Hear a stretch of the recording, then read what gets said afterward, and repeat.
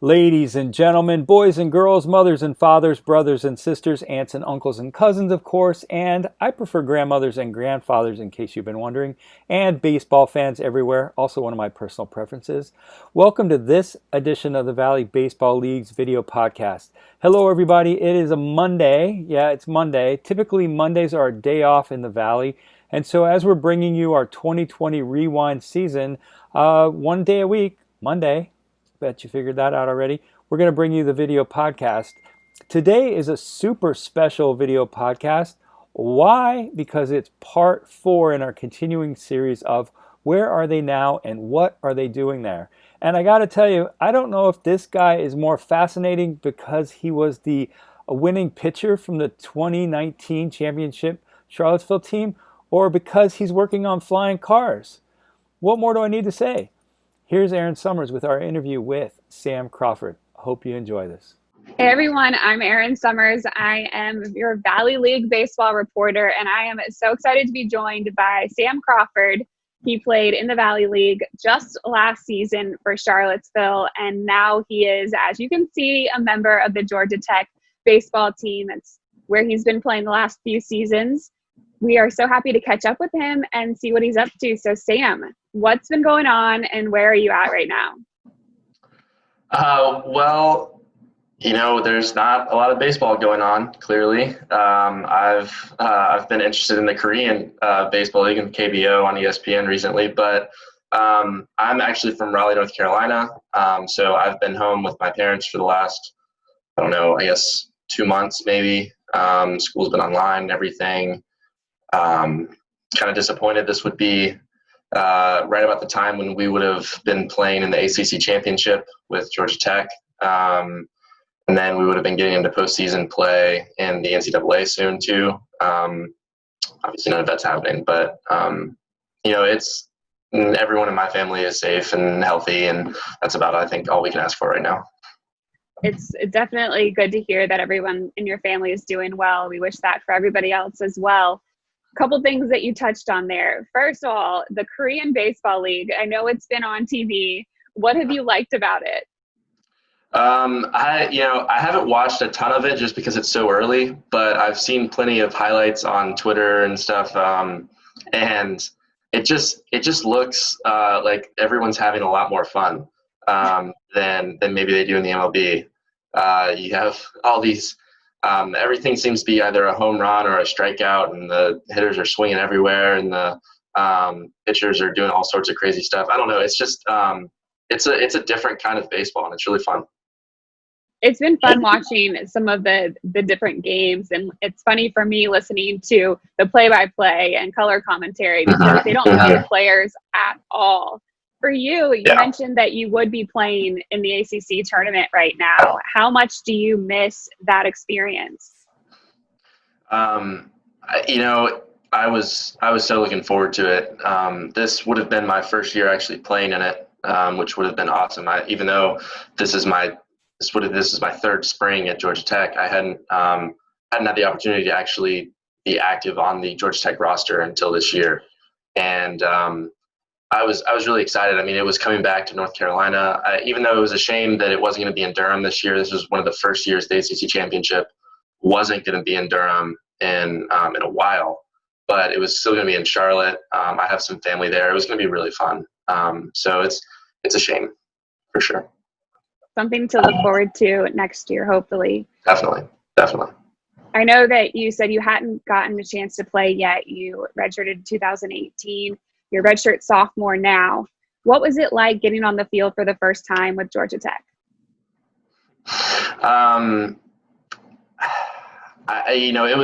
It was a lot of work had led to this spring, and so it was really just fun to get out there. I had been I never knew if it was ever going to work out for me with everything that was going on, and I was just really excited to get out there and play. And, all I'd want to do for the first 3 years that I've been there is just play for Georgia Tech. So it was being able to get out there and to really contribute early as well was really a dream come true.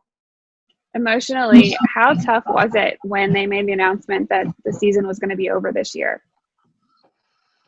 It kind of came in waves. I thought at first when we heard about the first kind of start of the cancellation, I guess is the best way to put it.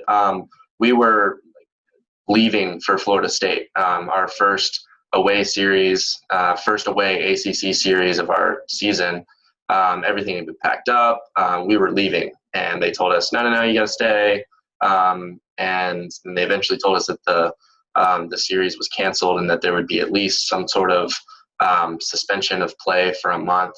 And then we all kind of went home for a little bit, and then it got worse and worse and worse. I don't really know which would have been better, hearing it all at once that it had been canceled at one time, or kind of getting it how we did of maybe there's a little bit of hope here, maybe there's a little bit of hope for the postseason, maybe we can play in the summer a little bit, you never know. But yeah, it was tough. I mean, we had started to get on a little bit of a roll with Georgia Tech. Just came off a tough series against Georgia, which is our main rivals. We didn't play very well, but then we played really well against Virginia Tech, our first ACC series, and we had just come off a midweek win at Auburn. So I really felt like we were starting to put a lot of it together, especially with a lot of freshmen and sophomores, a lot of the young guys that we had on the team were starting to really starting to put it together, and we were starting to get on a little bit of roll. So it was definitely tough. I don't really know what the best way to put it into words would be. What are you doing right now to continue that momentum and keep practicing? We still meet as a team pretty much once a week, and we'll discuss something, whether it's something to do with pitching or hitting, or just kind of catch up as a team. Everyone is still working on their own, and this is a great time, especially for pitchers, to really work on something. Whether it's mechanics that you might want to shore up a little bit. Maybe you want to work on another pitch. Maybe you want to learn another pitch. Maybe you want to get something from just kind of average to elite. I mean, this is a really good time to work by yourself, but I think it's also a really good time to figure out who is really invested or not, because it's all up to you. There's nothing that coaches can make us do. There's nothing that it's tough to get work in. So it's really about how much you want to get the work in. Personally, what are some of the things that you're working on? You are a left-handed pitcher. Are you trying to, get a new pitch in your repertoire, or what are you working on? I'd say I'm working on two things. There's some mechanical stuff that I want to shore up for sure. I think that I can work on just getting fastball and velocity up for next fall. That's always a good thing to work on. And I'm also working a lot on my secondary pitch. It's been a little bit more of a slurve-ish, I guess. And I really want it by the fall to be a true slider. So it needs to get a little bit faster. I need to work on throwing it just harder and it sounds kind of counterintuitive, but making it break a little bit less so that it can be a little bit more effective. Going back to before last summer, almost at this time last year, going into the Valley League, why did you decide that was the right place for you? Some of it was my decision, some of it wasn't. We do get kind of placed, and our coaches placed me here, but I really thought going into it that it was a great place for me. I had heard a lot of great things about UVA and just kind of the college atmosphere. One thing that I think Georgia Tech doesn't really have is a college town atmosphere because it's in the middle of Atlanta. So I was excited to see kind of what a true college town feels like with Charlottesville. That was great. I also had a great opportunity to work during the summer and work on something that was related to what I'm studying at Georgia Tech. That was something that I don't think you get at a lot of places, and that was something that the Tom Sox were really great about working with me on that. And then I knew that the Valley League has a lot of history too, as far as summer leagues go. My dad and a couple of his friends had actually I don't remember exactly what it was, but he had knew someone from high school who played in it way probably 20, 30 years ago. It was just cool, kind of the history of it too. But I think all of those things together, and just the fact that our coaches thought it was the best place for me too. There is a lot of history in the Valley League. It's one of the oldest wood bat leagues in the country. You played in Charlottesville for the Tom Sox. Your ERA for the whole summer last year was 3.22, and you went 3-1 in your 36 and a third innings pitched. Not a bad season. What did you learn over the course of your time there in Charlottesville? Yeah, I think those stats are a little bit misleading too. I was not very good. I did not start off very hot at all. I remember one of my first outings in the Valley. I came in, and it was a little bit of a tough situation. I think I had runners on base with not very many outs. It might have been 0 or 1 or something like that. But I just came in. I walked the first 3 guys. I walked in a run. I eventually got pulled. I think I only got 1 out. It was a tough start, and I think that I really I got a lot better as the season progressed. And so I kind of salvaged some stat lines that don't look horrible. But it was, I think, a lot of just getting some confidence up, of getting a lot of innings, even though I wasn't pitching great at the beginning. I had a full season to work and to make adjustments and to just pitch. Whereas at Georgia Tech, I didn't have that opportunity a ton, because I didn't get to play in any real games, and then all of our scrimmages are, it's just not the same. So I think having the 30 innings that I got, or whatever that number was in the regular season especially, was huge, just to get time against real hitters and against real competition in real games. Well, for your records, you only had 13 walks, so maybe a few of them came early, but you didn't have that many overall, and then 49 strikeouts. So you definitely salvaged a pretty good stat line there. How difficult was it for you getting that, the repetition, the experience, but against wood bats versus somebody that was using metal in college? That I don't really know how much of an effect that had on me. I think especially with the BB Core bats that we have now, it's, they definitely have a little bit more, I'd say they definitely have a little bit more pop. I'm not a hitter, so I'm not going to try to explain the differences between the two, because I very rarely used a wood bat when I used to hit high school and everything. But, for that, I think it as a pitcher, at least, a lot of that stuff it doesn't help you to think about. And when you're on the mound, I think, at least for me, the way that I was able to get into a routine and pitch well was just to think about executing my pitches, because, I felt like if I could have the attitude of, well, this person's not going to hit me unless I mess up and give in to them, which is going to happen.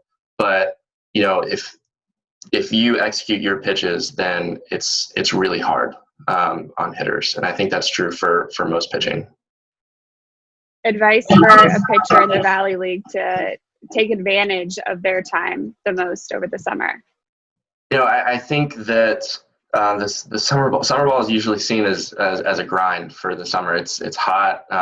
You've just played an entire season of spring, but the Valley League is really a good place to work and to get better, and to go out and get meaningful reps every day.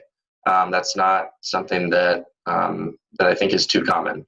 So it's a good place to just become a better pitcher. And I think if people can really kind of embrace that and take advantage of it, and just have a good attitude instead of thinking of it as just a grind that you have to get through because your coaches want you to go, then you can really get a lot out of it. You got a lot out of it with the championship series clinching win. You were on the mound for 5 1/3 shutout innings in that win. You only allowed 4 hits, struck out 5. Take me back to that series and those moments for you on the mound, and how did you take advantage of that opportunity? Yeah, well, the playoffs were a lot of fun for me. I got to pitch a whole lot, and it was just a really fun atmosphere. I think that my high school team that I played on and was just, it was horrible. I mean, horrible. We had never, in the 4 years that I was there, we never sniffed any sort of playoff success at all. So it was really fun for me to be in meaningful postseason games and to really have the feeling of kind of a win or go home type of scenario. I think in our semifinal series, we went down 1-0, I think.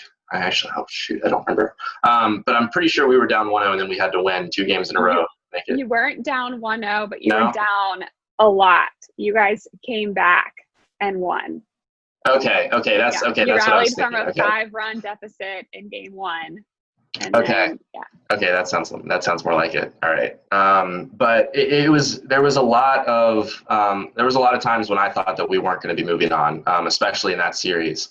And so just getting to the championship, we knew that Strasburg was, like, the entire year had been one of the best teams in the Valley, and I was happy that I got to pitch at our home ballpark in Charlottesville because Strasburg is a little bit of a home run derby. Unfortunately, it worked out for us, and we were able to come back from a deficit in that first game of the championship series too. But it was a lot of fun for me. I knew that I was going to be pitching in game 2 of the championship series, and so it was going to be a big game. It was going to be either we had to win this game to stay in the championship, or it was going to be a chance to win it.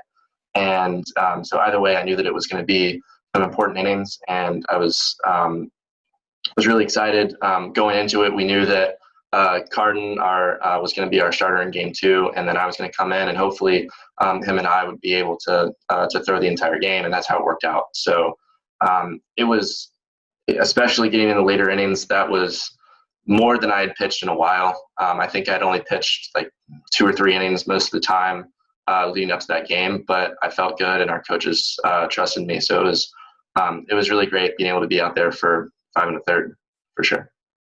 At what point did you realize that you were locked in and you were going to be able to pitch that many innings? I don't know if I ever felt like that. That wasn't one of the games, every once, it happens when you go into a game and you're just like, wow, I'm feeling really good. This is going to be a good day. And I didn't really feel like that was one of them. It was a little bit of a grind the entire time, but I guess it was just one of those games where I was able to stay locked in and just continue to pitch and continue to work. But yeah, it was interesting. I would, kind of looking back on how I pitched, I would have thought, based on, I didn't give up any runs in 5 1/3. I would have thought that would have definitely been one of those days where I just felt like really, really good, but it really wasn't. And so I was just, I feel a little lucky that I was able to get through that far for sure. Well, you definitely fooled a lot of people. Apparently you think that you do a lot worse than you actually do. Hey, I really hate to interrupt the conversation, but I've got to for a couple reasons. First, I need to remind you all to subscribe, like, and share us. It's really important. There seems to be a real shortage of sports right now, and we're dying to let people know what happens in the Valley. So if you like what you're seeing here, please share it with your friends. Please subscribe to our YouTube channel, and please like what you see. You can follow us on Twitter, you can follow us on Instagram, but most importantly, we'd love it if you followed us on YouTube. We're going to be posting stuff every night, all season. Anyway, that's enough about subscribe, like, and share. We also welcome your comments. You can hit us up via the comments on YouTube. We'd love to have them. Appropriate comments only, please. That doesn't mean if you don't like what you're seeing, we definitely want to hear about it. But there's some real spam out there. So no spam on the Valley Baseball League. Come on. We're all about the love of the game, and we don't need that stuff on our YouTube channel. That said, if you'd rather email us, VBLeague at isomermedia.com. VBLeague at isomermedia.com. We would love to hear you. We promise to share your comments, both positive and negative, but we're not going to share spam. Sorry. All right, finally, I got to pay tribute to our wonderful sponsor, Grace Burrows. She is a New York Times best-selling historical romance author. And Grace, when I asked her about kind of what she wanted to share with Valley League fans, she said, please let them all know I am wishing them all the happiest of ever afters. If you haven't seen Grace's latest book, here's your chance.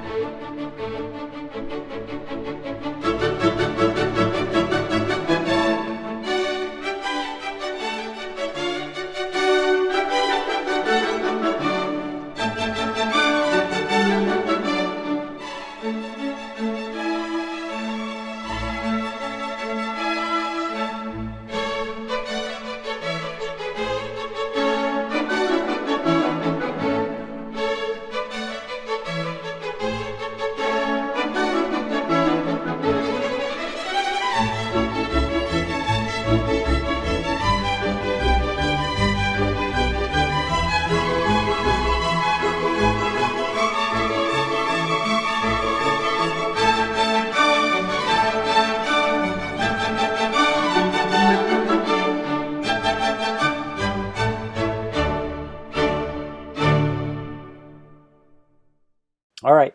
Enough about subscribe, like, and share. You know our email address. We'd love to hear from you, and you know everything there is to know about Grace. If you're feeling kind of short on that topic, please go to graceburrows.com. None of this none of this would be possible without Grace.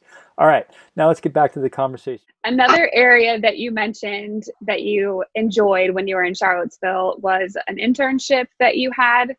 What was that internship, and how are you able to complete that alongside baseball? Yeah, that was a great opportunity. I was able to work as an undergraduate researcher at UVA with Dr. Fleming in the systems engineering department, and I'm an aerospace engineering major at Georgia Tech. So I was able to work with Dr. Fleming on urban air mobility, which is a little bit of a misleading term. The other term that people use is flying cars, which I think is also misleading. But it's kind of focused on moving air transport and helicopters and quadrotors and drones of that kind of nature into cities that don't really have an air network of any sort. The work I was able to do was kind of working on the air traffic control structure in cities and kind of envisioning what that would look like once we actually have the technology to have flying cars. But it was great. I was able to work part-time. I worked about 4 to 5 hours a day, and I would leave around noon or 1 from UVA, and then eat lunch and drive straight to the field pretty much for games every day. But it was great. Dr. Fleming was very supportive and very flexible, and so were the Tom Sox. I don't think without both of them really trying to help me and trying to make sure that I was able to do both of these things, I don't think it would have been able to happen. You're saying as a aerospace engineer, you're definitely not smart at all. I guess I would consider myself somewhat intelligent, but it's a lot of work. I think is that I've kind of learned, and baseball has helped me here a lot, but just kind of to manage my time effectively. I think that's the one thing that I've learned really well from being a student athlete is just how to effectively manage your time and how to use what little time you have and make free time and work and do good work as well.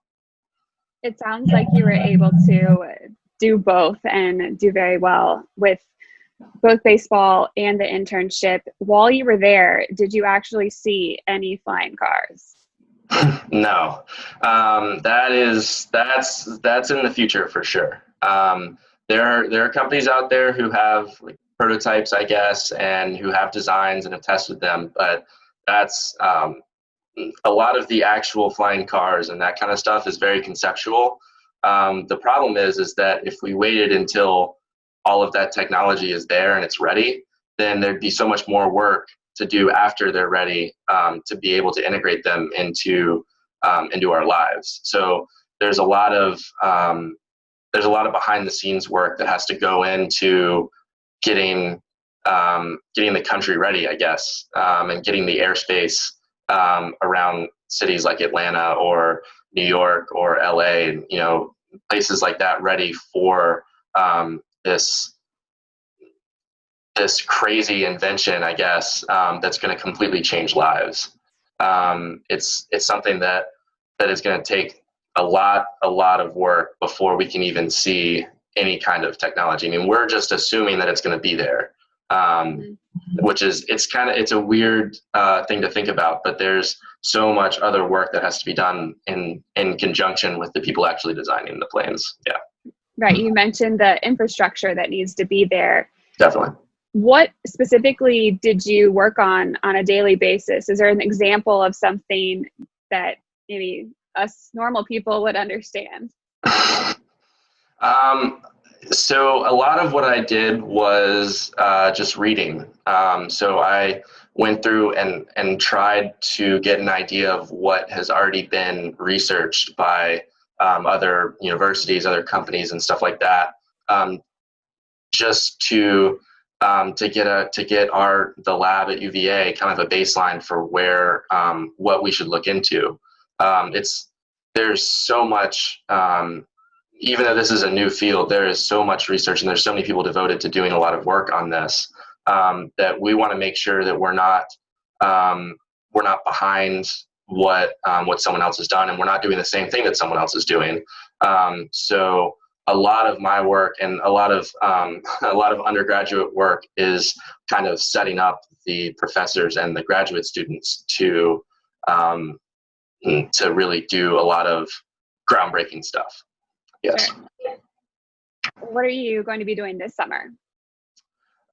I was actually, I was supposed to come back to Charlottesville and play another season. Now that that's not going to happen, I also was going to have a job with a company called Leidos.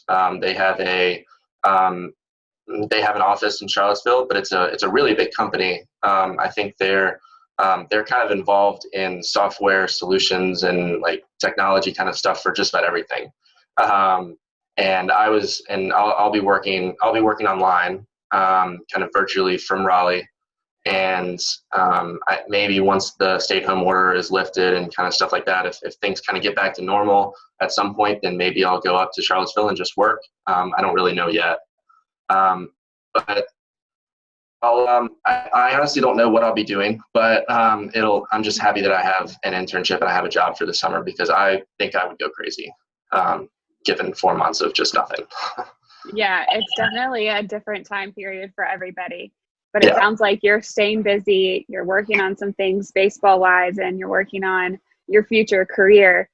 A couple years down the road, maybe when you're a senior and you have to make that decision as far as what the next step is going to be for you, what does that look like? I wish I knew.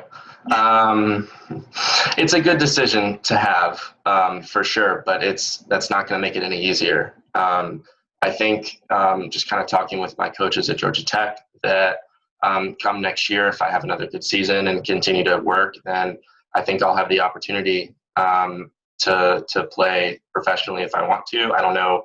A lot of it's going to depend on coronavirus and everything getting back to normal. It'll depend on the draft length. I mean, I'm by no means a first round prospect or anything of that sort. I wish, but I don't throw 105 or anything like that.